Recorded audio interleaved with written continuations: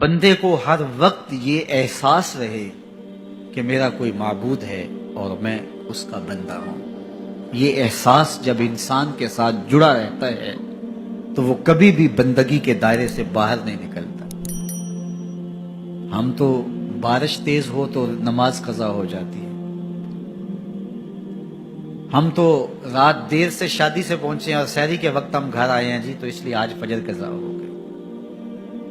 عید کا رش تھا اور گاہک بے تحاشا تھے، عصر کی نماز اس لیے قضا ہو گئی. میں نے ٹوٹی کھولی، لائٹ نہیں تھی، پانی نہیں تھا، موٹر خراب تھی، اس لیے نماز قضا ہو گئی. ہمارے تو یہ معاملے ہیں. اور وہاں دشمن مقابلے میں کھڑا ہے، 3 دن کی پیاس ہے، خیموں سے تسبیح و تحلیل کی آوازیں آ رہی. فجر کا وقت ہوا تو علی اکبر اذان دے رہے ہیں. کربلا کے صحرا نے وہ اذان سنی. کائنات میں ایسی اذان کسی نے نہیں دی ہوگی جو شہزادہ علی اکبر نے کربلا کے ریگزاروں پہ کھڑے ہو کر دی. کربلا کا ذرہ ذرہ آج بھی اس اذان کا گواہ ہے جو شہزادہ علی اکبر شبیہ رسول نے کربلا کی چھاتی پہ کھڑے ہو کے اللہ اکبر کی صدائے دل نواز بلند کی. امامت حضرت امام حسین کرواتے ہیں. فجر کی نماز ادا ہوتی ہے ریت کے مسلح. بندے کے ساتھ یہ احساس جڑا ہو کہ میں کسی کا بندہ ہوں اور میرا کوئی معبود ہے، یہ جڑا ہوا احساس انسان کو بندگی کے دائرے سے کبھی باہر نہیں جانے دیتا.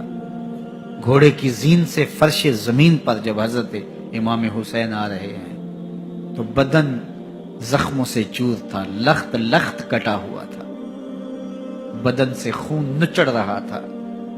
محتاط روایات کے مطابق جب آپ کا پیراہن اتارا گیا 122 سوراخ تیروں کے تھے، 33 زخم تلواروں کے اور 34 گھاؤ نیزوں کے.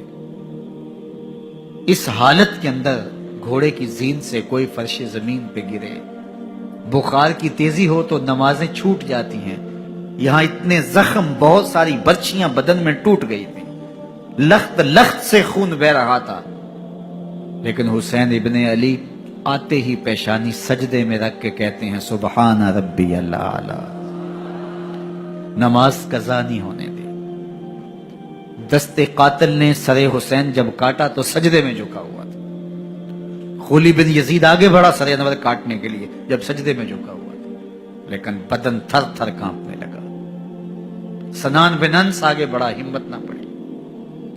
پھر شمر ذی الجوشن آگے بڑھ کے آپ کا سر کاٹتا. کتنی دردناک کہانی ہے. تو سر دست قاتل نے تب کاٹا جب سجدے میں جھکا ہوا تھا، اور سر انور کاٹ کے نیزے کی نوک پہ چڑھایا گیا. یہ اس بات کا اعلان کرنے کے لیے کہ ہم جیت گئے ہیں. فتح کے نقارے بجنے لگے. لیکن لشکر یزید سے کوئی بول کے کہنے لگا ذرا غور سے دیکھو، یہ سر کٹ کے بھی سر بلندی ہے، کٹ گیا ہے پھر بھی اونچائی ہے.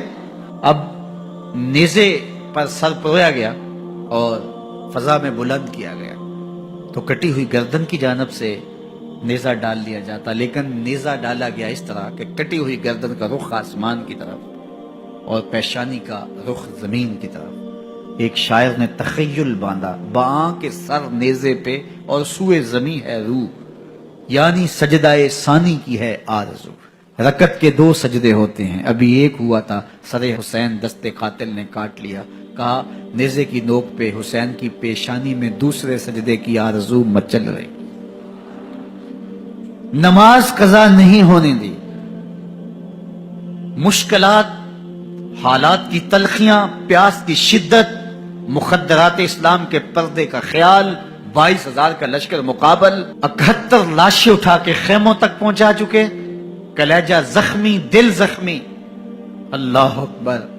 لیکن وقت نماز کا آیا، بدن لہو لہو ہے، لیکن حسین نے سجدہ قضا نہیں ہونے دیا. حسین ابن علی کے ماننے والوں، تمہارا سجدہ کیسے قضا ہو جاتا؟